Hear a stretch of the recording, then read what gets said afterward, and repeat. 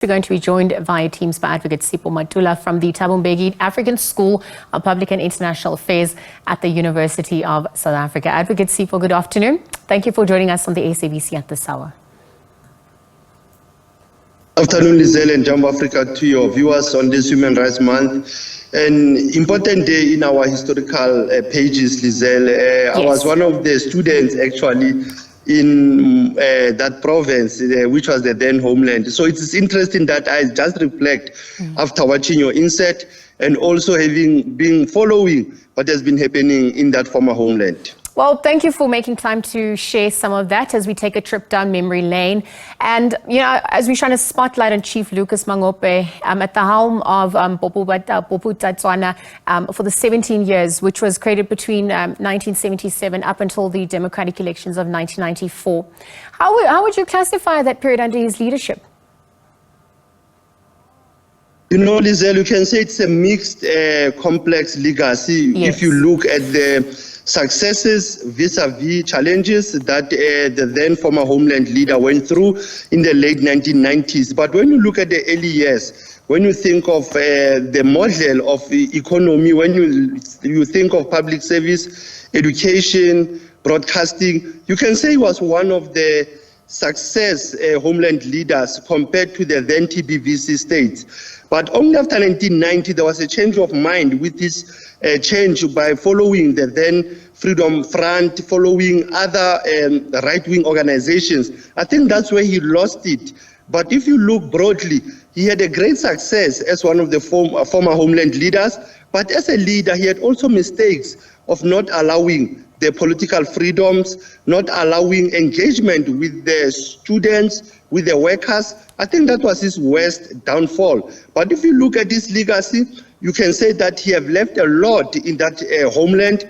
The problem that happened after 1994, it was what you can say plundering and looting by many liberation movements who came in that province. Well, let's delve into that a little bit further, because we're obviously shining a spotlight on the political conflict that, came as a result of the existence of the Homeland system under Apartheid. And some of the human rights violations in Bophuthatswana at the time. Talk us through some of the issues that came to the fore.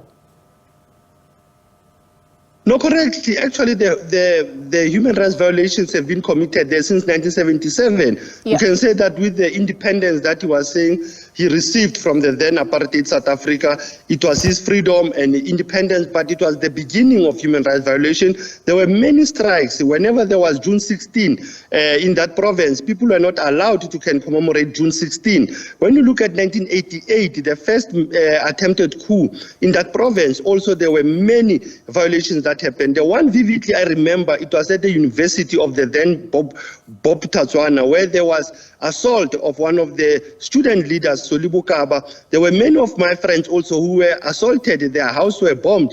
Tato Wamahohodi. There are many, Lizelle, that I can mention, that the whole Homeland, there were many human rights violations. Hence, you had what you call the lawyers for human rights who were working closely with many human rights activists in that Homeland. So there were many, like I said, complex legacies of Lucas Mangope when you look at the rule of law and human rights. But when you look at political administration also, there was many challenges. The only aspect that I said to you is the public service that you can say he was on top of the game, public works also, and also the issue of education. But when you look at human rights violation, it went on the TRC.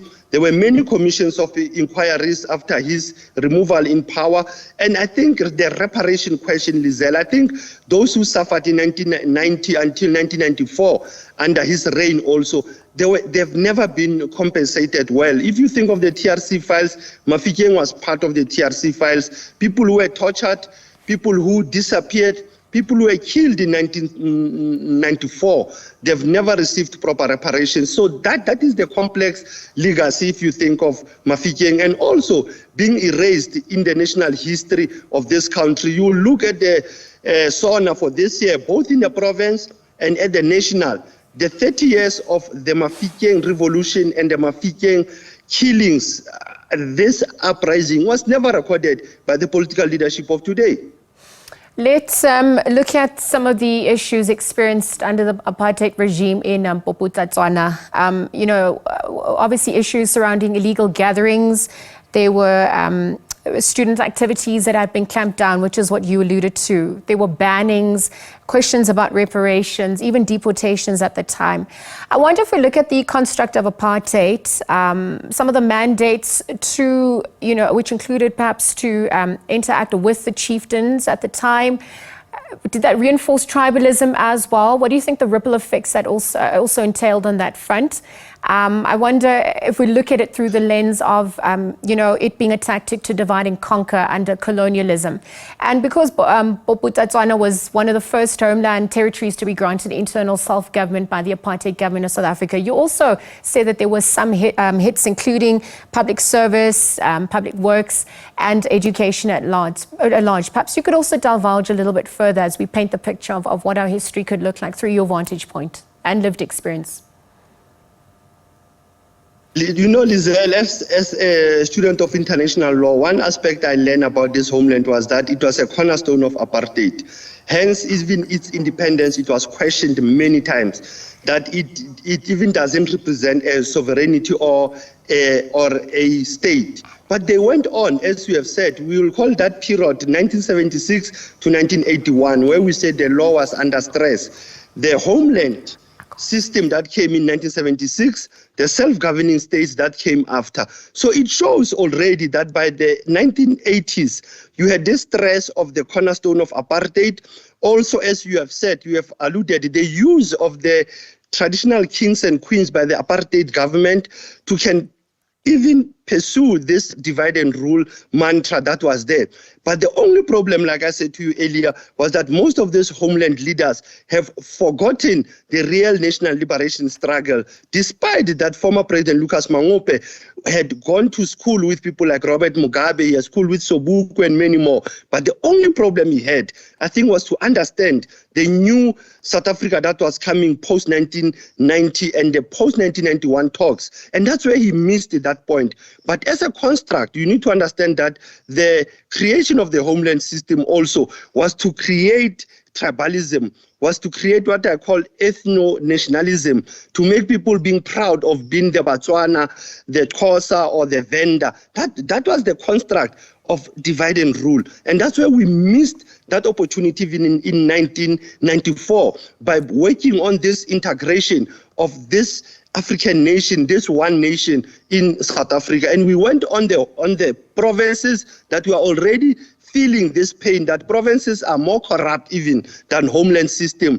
Because the homeland system also, they were getting their power from Pretoria during that time, despite being independent or being what you call self-governing states like KwaZulu-Natal,